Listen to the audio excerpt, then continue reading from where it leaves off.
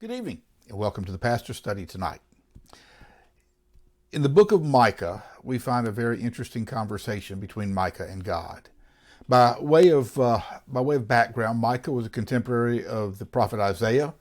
They both prophesied 700 years or so before Jesus, in a time where things were not going well for either Israel, the northern kingdom, or Judah, the southern kingdom. Israel being the breakaway after the death of Solomon. They never served God. Judah, which would have included Jerusalem and the temple, theoretically continued to worship God with temple worship, but the reality is they didn't do it very well. So now both Isaiah and Micah have been prophesying that Israel is about to crater, that the Assyrians are going to come and destroy the northern kingdom, which does in fact happen not long after this prophecy. They didn't stop there. Their warnings from God were to Judah as well, that Judah's behavior was just as bad as Israel's. And the time would come not very far off when God would hold them accountable. As we know, that happened under Nebuchadnezzar with the Babylonians. And in fact, they were taken into captivity for the 75 years that was prophesied by Isaiah. But in chapter 6 of Micah, God has been telling the people what they've been doing through Micah. He's been telling them about the things they have done, the violations of his law, the way they have literally broken his heart as they have chosen to worship other gods and to disobey his word to them. In chapter 6, verse 6, Micah then turns and begins to speak with God.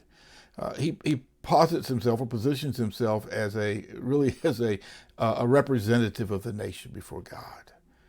He says, "Okay, God, what can we do to make this right?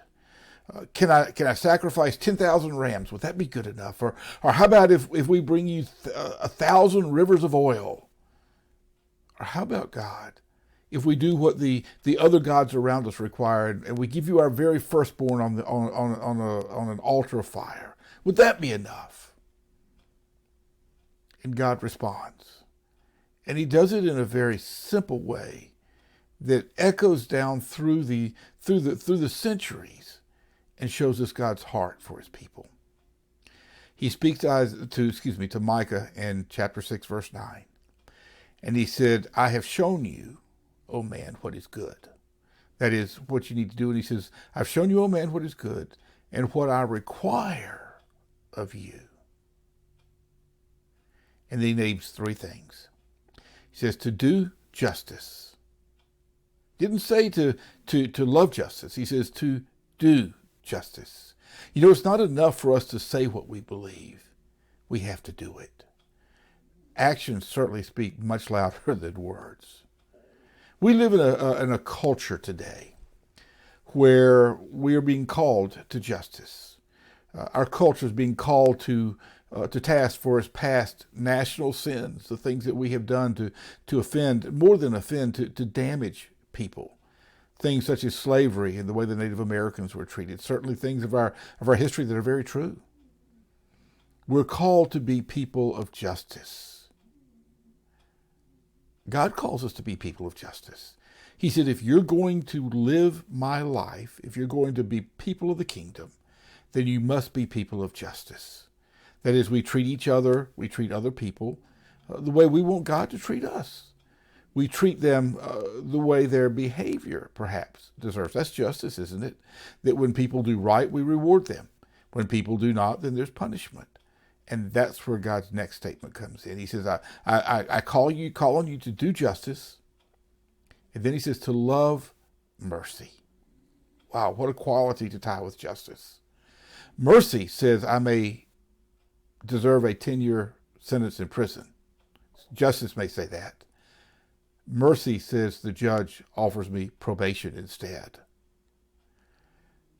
So God calls us to walk in justice, to do justice, but to temper that with mercy.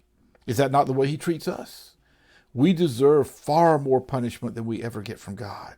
But because he's a just God, but he's also a merciful God, he doesn't penalize us the way we deserve.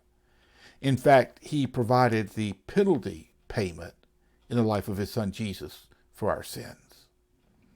So we are to do justice, we are to love mercy. And he says to walk humbly with your God. I think the word there is to walk humbly that we need to pay attention to.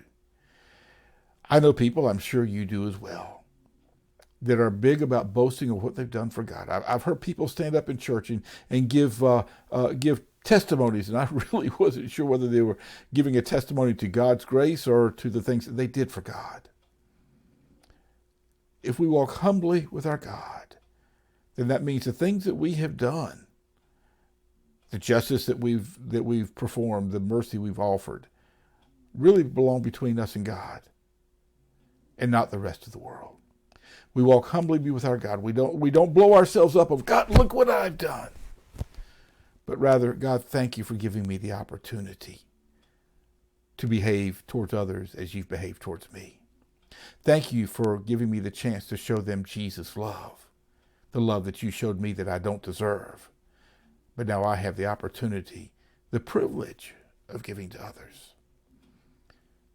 So God speaks to Micah and says, I don't want 10,000 rivers of oil. I don't want 10,000 rams all burned on my altars. I definitely do not want your firstborn. He says, I want you to walk in justice, not love it. I want you to do it. I want you to love mercy. What we love, we'll get involved with. And then he says, I want you to walk humbly with me. You know, I think if we could do those three things, we'd find ourselves living in a much better world. Certainly we would find ourselves in a place of obedience before God, and that always pleases him and puts us in a better position as well. So I'll leave you with this thought tonight. Here's what God asks of us: to love justice, to do justice, to love mercy, and to walk humbly with our God. And with that thought, have a great week. And I look forward to seeing you next week back in the Pastor Study.